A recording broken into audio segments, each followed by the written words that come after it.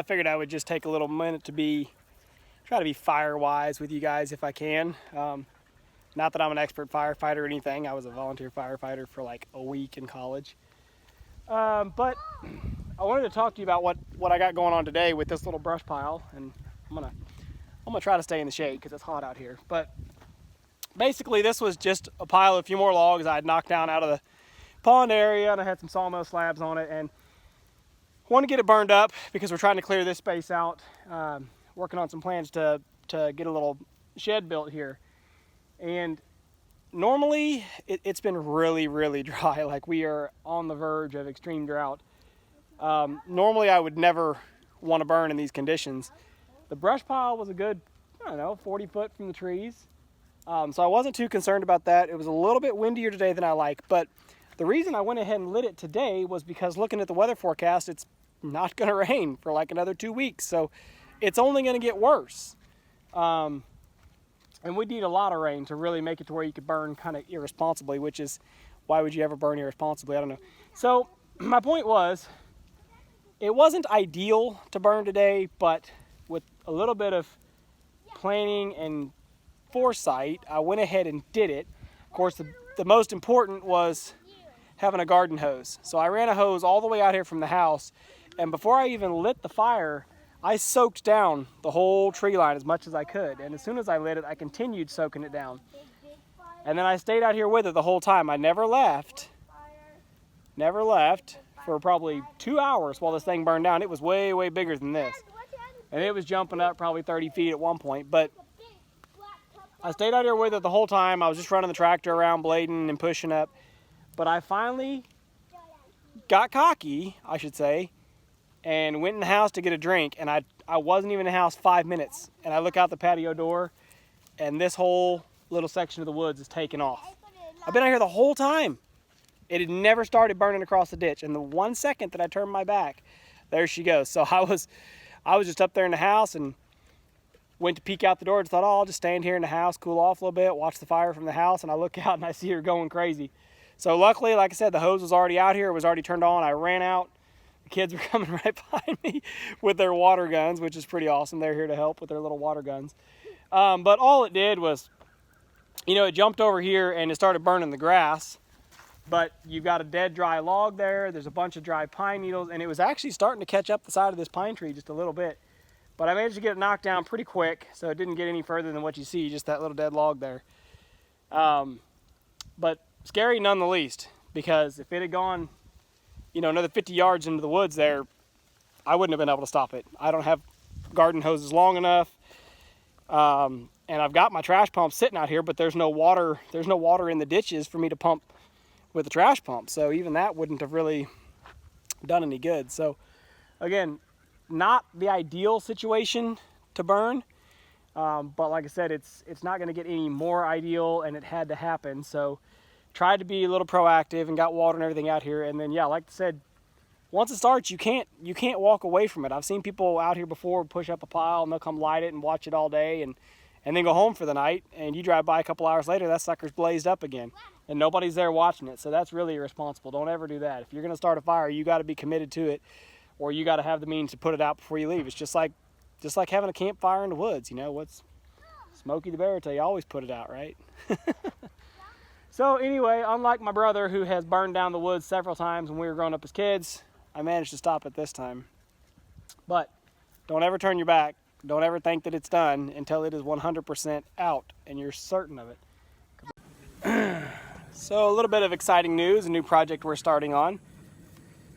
Oh, I mentioned it in some other video, something about starting the fire, I think, which the fire is still going, but this area here was the sort of designated, I don't know, just designated extra space.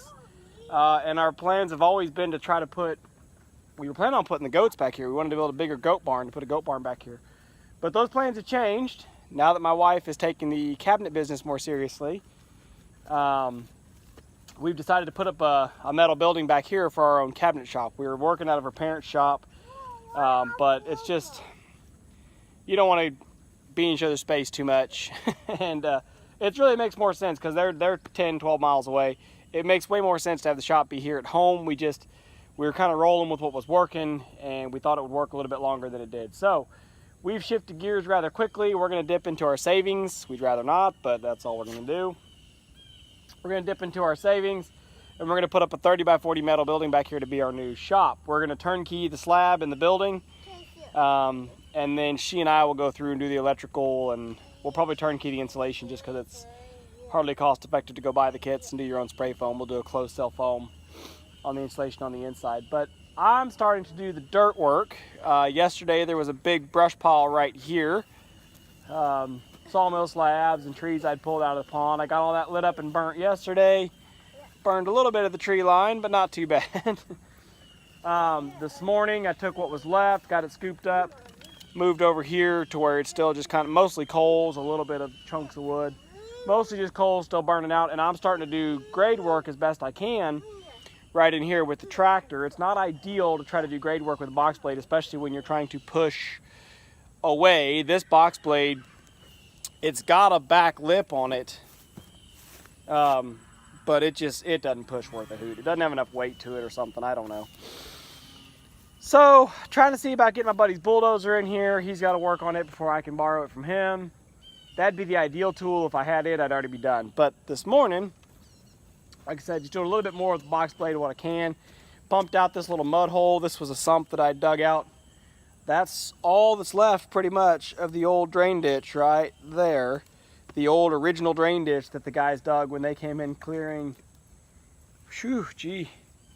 in 2014.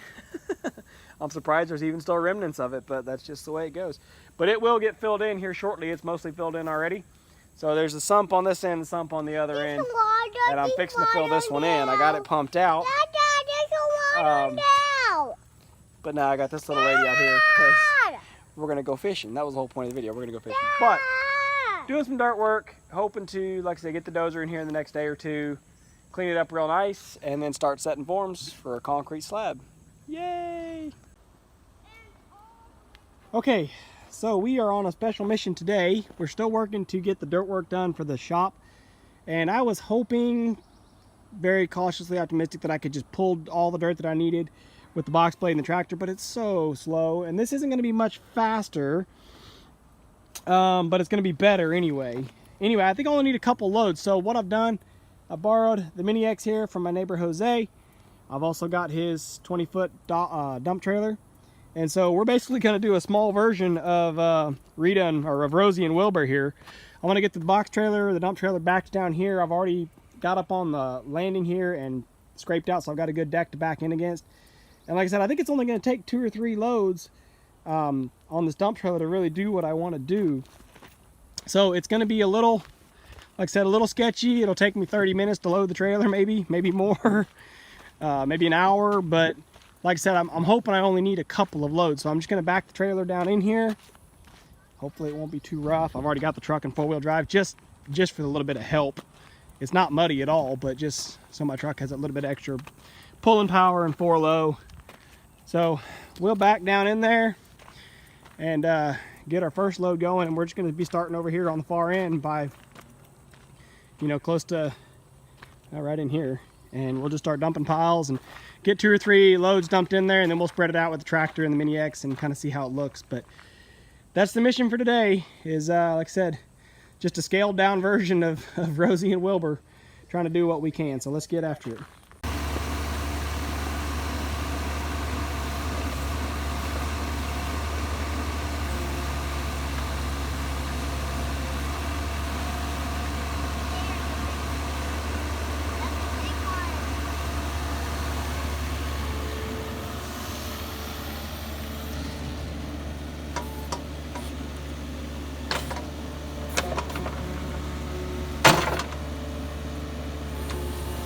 Good test. Not that I wanted it to rain, but hey, you know what? Let's make sure this pad stays dry if we get a big rain, huh? So this is the pad site for where the new shop's gonna go. We're doing a 30 by 40 metal building, and I know it's not perfect by any means, but we didn't want to build this one up as high as the house. I mean, certainly we could have, and I wouldn't say we should have, but the real problem was This kind of project kind of came along unexpected. We weren't really planning on putting up a metal building, but some things didn't work out with where we were using different shop space, and so we kind of got forced to do our own thing. Well, had I known that, had I planned for it, I would have done it a long time ago when I had Rosie and Wilbur both here on location, because it would have taken me about 3 or 4 truckloads on Wilbur, and that would have been it. It would have been done. Instead, I ended up having to shuttle all of this dirt with Rita, just to the bucket of the tractor, which is very slow and very painful, but I got it done. So that kind of pressed me a little bit more to not really cut corners per se, but just do a little less and just not. And I ran out of time. I mean, I'm out of time, out of dirt. It's raining today. I finished this up yesterday. I was just hauling everything from down there, what was my stockpile, where I normally park Rosie when I load Wilbur. And I kind of chewed all that up, and it wasn't really easy to get anymore. So anyway, I've got it now. It's easily a foot or two above grade, and you can see it's got little puddles, but it's not underwater. This is what's left of the old original ditch and levee. This is all that's left. So this little sump hole here, that's about 6 feet deep. Don't step off in that. And what I'm really looking for now is I'm trying to see, as that fills up, I want to see if that spills over into the woods anywhere, and if it does it back up onto this pad first? That's going to be the real test, because ultimately that levee, what's left of the little levee over there, it's not needed anymore. Everything within the levee has been built up here or there. So I could probably tear it down, and if it's causing me problems, then I will. That'll just ensure that everything that's up here on the elevated area will drain off into the woods. But if for some reason water wants to get up here towards the pad, we're supposed to get 5 to 8 inches of rain. That'd be a really good test for us. But if for some reason water wants to get up here onto the pad, then what I'll have to do eventually is actually extend the levee and rebuild it, and then cut a ditch around back over to the pond. Back over to the pond. So I don't think it's going to be necessary, but yeah, there is a silver lining to getting this unexpected rain. I say unexpected. As of like 4 days ago, the weatherman said, yeah, no chance of rain, gonna stay hot and dry, and then boom, tropical storm. I don't know what the name for it is, something with an M. Anyway, this tropical storm just apparently popped up out of nowhere. It's like, oh, change of plans. How about 12 to 15 inches of rain or whatever? So anyway, it's looking really good right now. I think it's going to hold up just fine. I think we've got more than enough elevation built. So this rain is actually, like I said, there's a silver lining. It's a good flood test for us, for this pad. Of course, once we pour the concrete, that'll add, 4 to 6 inches more. So then we'll be really fine. This little low spot, that's where one of the other old sumps was. So that's why I knew it was going to sink and settle a little bit. I'm not worried about that. That's outside of the bounds of the shop anyway. You can see that'll be one corner here. The other corner will be somewhere in there. And the whole thing will be on piers too. So I'm not worried about it sinking or settling. Anyway, yeah, like I said, half a dozen times. Silver lining is we're getting a little rain here to test the flood conditions. And it'll help settle that pad a little more, because it was pretty loose. But we'll get rain, it'll get soaked in, then we'll let it dry out again and repack it. That'll be pretty good. Of course, the downside to that is this is our road to get back there to do concrete. So if this little road gets too soggy, it's going to stall everything, and either we'll have to put everything off for a while, or we'll have to improve this road, or we'll have to rent a pump and pump the concrete back there, which is like, 200 feet. It wouldn't be terrible, but it's more cost that we didn't really want to have. So anyway, rambling, working on getting the shop built. This is kind of part one, just doing the dirt work.